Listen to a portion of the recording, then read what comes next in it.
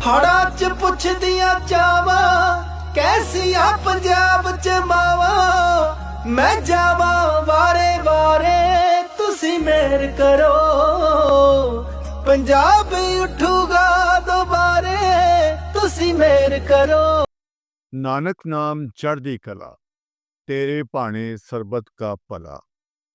पंजाब ਜ਼ਖਮੀ ਜ਼ਖਮੀ ਹੈ।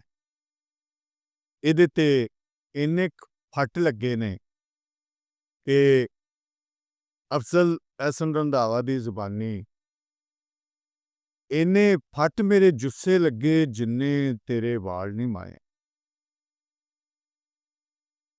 ਇੱਕ ਮਕਾਰ ਔਰ ਸ਼ਾਤਰ ਦੁਸ਼ਮਣ ਨੇ ਇੱਕ ਤੀਰ ਨਾਲ ਦੋ ਸ਼ਿਕਾਰ ਕਰਨ ਦੀ ਕੋਸ਼ਿਸ਼ ਕੀਤੀ ਹੈ। ਦੁਨੀਆ ਜਾਣ ਚੁੱਕੀ ਹੈ ਕਿ ਇਹ ਜਿਹੜਾ ਸੈਲਾਬ ਹੜ੍ਹ ਆਇਆ ਹੈ, ਲਹਿੰਦੇ ਤੇ ਚੜ੍ਹਦੇ ਪੰਜਾਬ ਦਾ ਬਹੁਤ ਨੁਕਸਾਨ ਕੀਤਾ ਹੈ।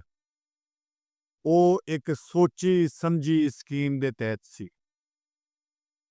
ਮੈਨ ਮੇਡ ਹੜ੍ਹ ਸੀ, ਫਲੱਡ ਸੀ, ਜਿਹਨੂੰ ਪੂਰੀ ਤਰ੍ਹਾਂ ਇੱਕ ਪਲਾਨ ਕੀਤਾ ਗਿਆ ਔਰ ਜਿਹਦੇ ਨਾਲ ਤਬਾਹੀ ਮਚਾਈ ਗਈ ਚੜ੍ਹਦੇ ਔਰ ਲਹਿੰਦੇ ਪੰਜਾਬ ਦੀ।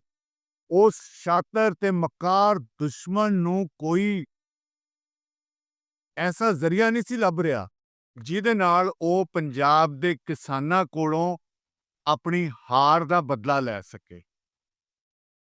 ਇਹਦੇ ਵਿੱਚ ਨਾ ਸਿਰਫ ਉਹ ਸ਼ਾਤਰ ਤੇ ਮਕਾਰ ਦੁਸ਼ਮਣ ਸ਼ਾਮਲ ਹੈ, ਬਲਕਿ ਦਿੱਲੀ ਦੇ ਦੱਲੇ ਵੀ ਸ਼ਾਮਲ ਨੇ, ਜਿਨ੍ਹਾਂ ਨੇ ਜ਼ਾਹਿਰੀ ਤੌਰ ਤੇ ਆਪਣੇ ਸਿਰ ਤੇ ਦਸਤਾਰਾਂ ਸਜਾਈਆਂ ਹੋਈਆਂ ਨੇ, ਪਰ ਉਹ ਗੁਣ ਕਿਹਦੇ ਗਾਉਂਦੇ ਨੇ? ਪੰਜਾਬ ਦੁਸ਼ਮਣਾਂ ਦੇ। ਰਲੇ ਕਿਹਦੇ ਨਾਲ ਨੇ? ਪੰਜਾਬ ਦੁਸ਼ਮਣਾਂ ਦੇ। ਪਰ ਪੰਜਾਬ ਕਦੀ ਯੂਨਾਨੀਆਂ ਦੇ ਹਮਲੇ ਸਹਿੰਦਾ ਰਿਹਾ, ਕਦੀ ਫਾਰਸੀਆਂ ਦੇ, ਕਦੀ ਤੁਰਕਾਂ ਦੇ ਤੇ ਕਦੀ ਅਫਗਾਨਾਂ ਦੇ, ਪਰ ਕਦੀ ਵੀ ਪੰਜਾਬ ਹਾਰਿਆ ਨਹੀਂ, ਪੰਜਾਬ ਥੱਕਿਆ ਨਹੀਂ। ਪੰਜਾਬ ਨੇ ਆਪਣੇ ਜੁੱਸੇ ਤੇ ਫੱਟ ਤੇ ਸਹਿ ਨੇ, ਪਰ ਉਹਨਾਂ ਫੱਟਾਂ ਦੀ ਮਲਮ ਪੱਟੀ ਵੀ ਆਪ ਹੀ ਕੀਤੀ ਹੈ, ਕਿਸੇ ਦੇ ਅੱਗੇ ਤਰਲਾ ਨਹੀਂ ਪਾਇਆ। ਅੱਜ ਜੋ ਪੰਜਾਬ ਦਾ ਹਾਲ ਹੈ, ਜੋ ਸੋਚੀ ਸਮਝੀ ਸਕੀਮ ਦੇ ਤਹਿਤ ਇੱਕ ਫਲੱਡ ਛੱਡਿਆ ਗਿਆ, ਔਰ ਫਲੱਡ ਜਿਨਨੇ ਸਭ ਤੋਂ ਬਹੁਤਾ ਉਜਾੜਾ ਪਹਿਲੇ ਚੜ੍ਹਦੇ ਪੰਜਾਬ ਦਾ ਕੀਤਾ, ਫਿਰ ਲਹਿੰਦੇ ਪੰਜਾਬ ਦਾ। ਕਈ ਪਿੰਡ ਐਸੇ ਜਿਹੜੇ ਸਫਾ ਹਸਤੀ ਤੋਂ ਹੀ ਮਿਟ ਗਏ ਨੇ, ਪਰ ਉਸ ਸ਼ਾਤਰ ਤੇ ਮਕਾਰ ਦੁਸ਼ਮਣ ਨੂੰ ਇਹ ਨਹੀਂ ਪਤਾ ਕਿ ਇਹ ਬਾਬੇ ਫਰੀਦ ਤੇ ਬਾਬੇ ਨਾਨਕ ਦਾ ਪੰਜਾਬ ਤੇ ਉਹਦੇ ਧੀਆਂ ਪੁੱਤਰ ਕਦੀ ਵੀ ਜ਼ਾਲਮ ਅੱਗੇ ਗੋਡੇ ਨਹੀਂ ਟੇਕੇ। ਜਿਵੇਂ ਕਿਸਾਨਾਂ ਨੇ ਮੋਰਚਾ ਜਿੱਤਿਆ, ਉਸ ਮੋਰਚੇ ਦਾ ਦੁੱਖ ਜਿਹੜਾ ਸੀ ਇਸ ਸ਼ਾਤਰ ਔਰ ਮਕਾਰ ਦੁਸ਼ਮਣ ਨੂੰ ਸੀ ਕਿ ਮੈਂ ਕਦੋਂ ਇਹਨਾਂ ਕੋਲੋਂ ਬਦਲਾ ਲੈਣਾ ਹੈ। ਉਹਦੇ ਮੂੰਹੋਂ ਇਸ ਨੁਕਸਾਨ ਔਰ ਇਸ ਹੜ੍ਹ ਤੇ ਇੱਕ ਲਫ਼ਜ਼ ਤੱਕ ਨਹੀਂ ਸਰਿਆ। ਦੁਨੀਆ ਜਹਾਨ ਦੇ ਉਂਝ ਤੇ ਕਹਿੰਦਾ ਦੁੱਖ ਹੈ ਮੈਨੂੰ, ਅਫਗਾਨੀਆਂ ਦਾ ਕੁਝ ਹੋ ਜਾਵੇ ਤੇ ਉਹ ਟਵੀਟ ਕਰਦਾ ਫੌਰੀ ਤੌਰ ਤੇ। ਦੁਨੀਆ 'ਚ ਕਿਤੇ ਕੁਝ ਹੋ ਜਾਵੇ ਤੇ ਉਹ ਆਪਣਾ ਹਿੱਸਾ ਟਵੀਟ ਦੇ ਜ਼ਰੀਏ ਜ਼ਰੂਰ ਪਾਉਂਦਾ ਹੈ। ਜਦੋਂ ਪੰਜਾਬ ਦਾ ਨੁਕਸਾਨ ਹੋਇਆ ਤੇ ਉਹਨੂੰ ਚੁੱਪ ਲੱਗ ਗਈ, ਪਤਾ ਨਹੀਂ ਕਾਹਦੀ ਚੁੱਪ ਲੱਗੀ ਉਹਨੂੰ। ਤੁਸੀਂ ਵੇਖਦੇ ਹੋ ਕਿ ਪੰਜਾਬ ਔਰ ਪੰਜਾਬੀ ਇੱਕ ਕੁਦਰਤ ਨੇ ਐਸੀ ਥਾਂ ਤੇ ਐਸੀ ਕੌਮ ਬਣਾਈ ਹੈ ਜਿਹਦੇ ਹਿੱਸੇ ਵਿੱਚ ਹਾਰ ਨਹੀਂ ਲਿਖੀ, ਜਿਨ੍ਹਾਂ ਦੇ ਹੌਸਲੇ ਟੁੱਟ ਨਹੀਂ ਸਕਦੇ। ਮੈਂ ਕਹਿੰਦਾ ਕਿ ਇਸ ਹਾਰ ਦੇ ਵਿੱਚ ਜੋ ਚੀਜ਼ਾਂ ਸਾਹਮਣੇ ਆਈਆਂ ਨੇ ਉਹ ਇੱਕ ਨਿਆਮਤ ਤੋਂ ਘੱਟ ਨਹੀਂ।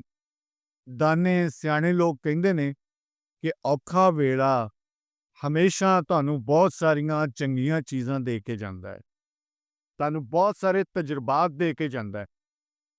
ਔਖਾ ਵੇਲਾ ਕੌਮਾਂ ਤੇ ਆਵੇ ਜਾਂ ਕਿਸੇ ਬੰਦੇ ਤੇ ਆਵੇ, ਇੱਕ ਛਾਨਣਾ ਹੁੰਦਾ ਹੈ, ਇੱਕ ਸਕੈਨਰ ਹੁੰਦਾ ਹੈ ਜੋ ਮਾੜੀਆਂ ਭੱਦੀਆਂ ਚੀਜ਼ਾਂ ਨੂੰ ਛਾਣ ਕੇ ਪਰਾਂ ਮਾਰਦਾ ਹੈ, ਸਕੈਨ ਕਰਕੇ ਰੱਖ ਦਿੰਦਾ ਹੈ ਔਰ ਸਿਰਫ ਚੰਗੀਆਂ ਚੀਜ਼ਾਂ ਤੁਹਾਡੇ ਕੋਲ ਰਹਿੰਦੀਆਂ ਨੇ। ਇਸ ਪੰਜਾਬ ਦੇ ਕੋਲ ਇੱਕ ਕੌਮੀ ਜੁਰਤ ਦਾ ਜੋ ਨਿਸ਼ਾਨ ਹੈ, ਜੋ ਪੂਰੀ ਦੁਨੀਆ ਦੀਆਂ ਪੀੜਾਂ ਵਿੱਚ ਜਾ ਕੇ ਮੋਢੇ ਨਾਲ ਮੋਢਾ ਲਾ ਖਲੋਂਦਾ ਹੈ।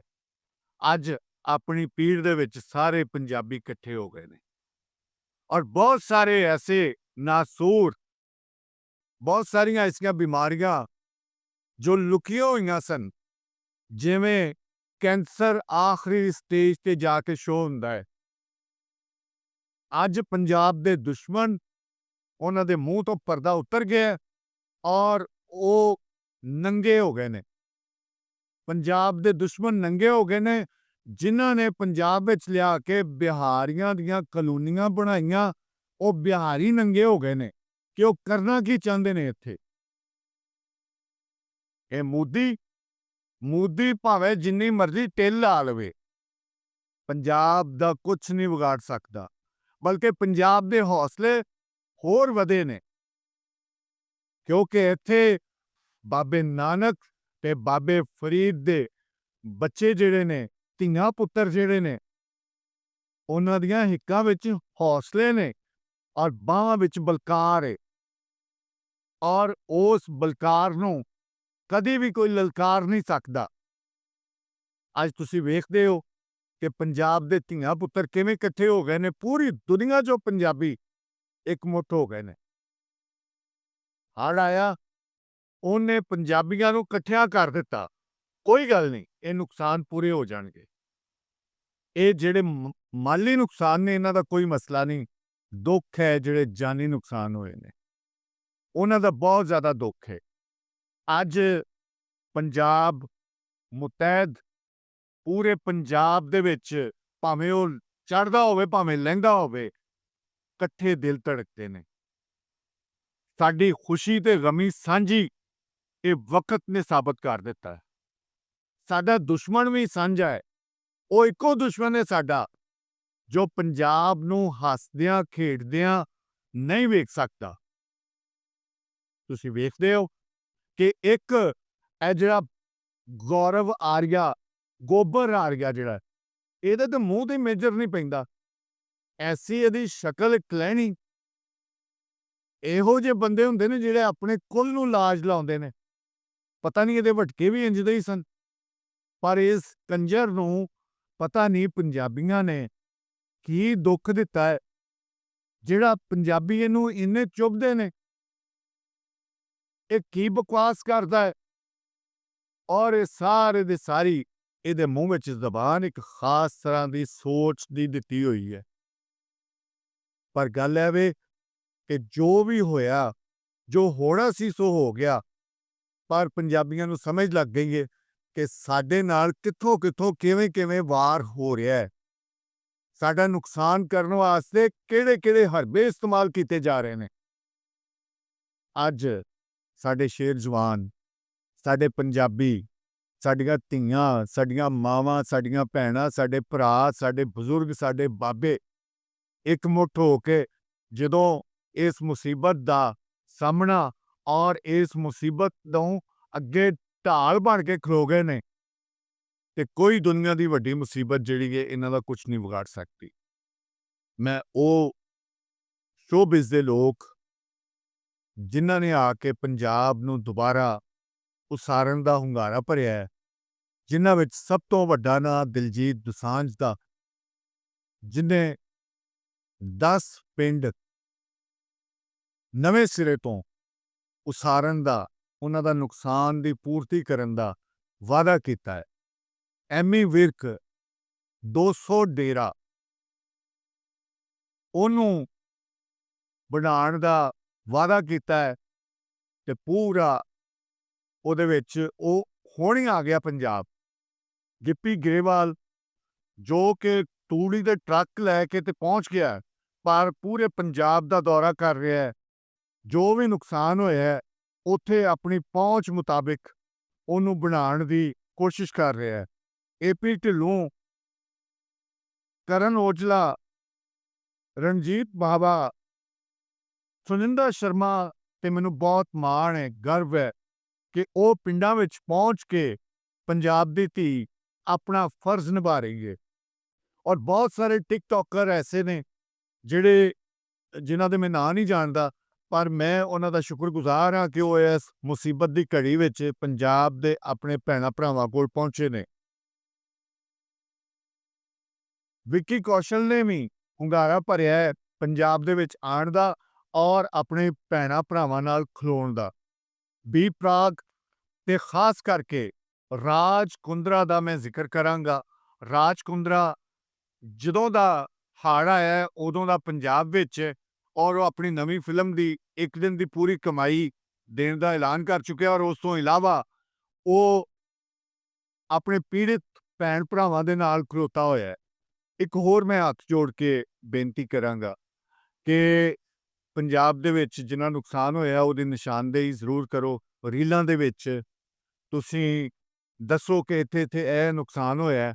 ਔਰ ਖਾਸ ਕਰਕੇ ਲਹਿੰਦੇ ਪੰਜਾਬ ਦੇ ਵਿੱਚ ਲੋਕਾਂ ਵਾਸਤੇ ਮੈਂ ਇਹ ਕਹਾਂਗਾ ਕਿ ਜਿਹੜੇ ਵੋਲੰਟੀਅਰਸ ਜਾ ਰਹੇ ਨੇ, ਜਿਹੜੇ ਉੱਥੇ ਸੇਵਾਕਾਰ ਜਾ ਰਹੇ ਨੇ, ਉਹ ਇਹੋ ਜਿਹੀਆਂ ਰੀਲਾਂ ਨਾ ਬਣਾਉਣ ਕਿ ਉਹ ਲੰਗਰ ਵਰਤਾਉਂਦਿਆਂ ਰੀਲਾਂ ਬਣਾ ਰਹੇ ਨੇ ਜਾਂ ਉਹਨਾਂ ਨੂੰ ਲੰਗਰ ਦਿੰਦਿਆਂ ਹੋਇਆਂ ਰੀਲਾਂ ਬਣਾ ਰਹੇ ਨੇ। ਇਹੋ ਜਿਹੀ ਗੱਲ ਚੜ੍ਹਦੇ ਪੰਜਾਬ 'ਚ ਨਹੀਂ ਹੈ। ਲੇਕਿਨ ਮੈਂ ਲਹਿੰਦੇ ਪੰਜਾਬ ਵਾਲਿਆਂ ਨੂੰ ਵੀ ਕਹਾਂਗਾ ਕਿ ਉਹ ਨਿਸ਼ਾਨਦੇਹੀ ਕਰਨ, ਜਿੱਥੇ ਜੋ ਨੁਕਸਾਨ ਹੋਇਆ ਹੈ ਉਹ ਗਵਰਨਮੈਂਟ ਨੇ ਉਹਦੀ ਭਰਪਾਈ ਕਰਨੀ ਹੈ ਜਾਂ ਕਿਸੇ NGO ਨੇ ਕਰਨੀ ਹੈ ਜਾਂ ਪੰਜਾਬ ਦੇ ਲੋਕਾਂ ਨੇ ਕਰਨੀ ਹੈ। ਉਹਦਾ ਇੱਕ ਡਾਟਾ ਪੂਰਾ ਬਣਾਉਣ ਕਿ ਜਿੱਥੇ ਜਿੱਥੇ ਜੋ ਨੁਕਸਾਨ ਹੋਇਆ ਹੈ। ਸੋ ਇਹਦੇ ਨਾਲ ਹੀ ਮੈਂ ਆਪਣੇ ਪਿਆਰਿਆਂ ਦਾ ਬਹੁਤ ਸ਼ੁਕਰਗੁਜ਼ਾਰ ਹਾਂ, ਕਿਉਂਕਿ ਮੈਂ ਵੀ ਪਿਛਲੇ ਤਕਰੀਬਨ 8-10 ਦਿਨ ਤੋਂ ਜੋ ਸਰਪੁੱਜ ਹੈ, ਜਿਹੜੇ ਪਿੰਡਾਂ 'ਚ ਗਿਆ, ਜੋ ਕਰ ਸਕਣਾ ਸਾਂ ਉਹ ਕਰ ਰਿਹਾ। ਔਰ ਮੈਂ ਦੁਬਾਰਾ ਫਿਰ ਉੱਥੇ ਜਾ ਰਿਹਾ। ਖਾਸ ਕਰਕੇ ਪਾਣੀ ਲੱਥਣ ਤੋਂ ਬਾਅਦ ਜਿਹੜਾ ਨੁਕਸਾਨ ਦਾ ਅਸੀਂ ਅੰਦਾਜ਼ਾ ਲਾ ਸਕਦੇ ਹਾਂ ਔਰ ਉਹਦੀ ਭਰਪਾਈ ਕਿਸ ਤਰ੍ਹਾਂ ਕਰਨੀ ਹੈ, ਉਹਦੇ ਵਾਸਤੇ ਸਾਰੇ ਪੰਜਾਬੀ ਇਕਮੁੱਠ ਹੋ ਕੇ ਕੰਮ ਕਰਨ। ਖੈਰ ਤੁਹਾਡੇ ਦਮ ਦੀ।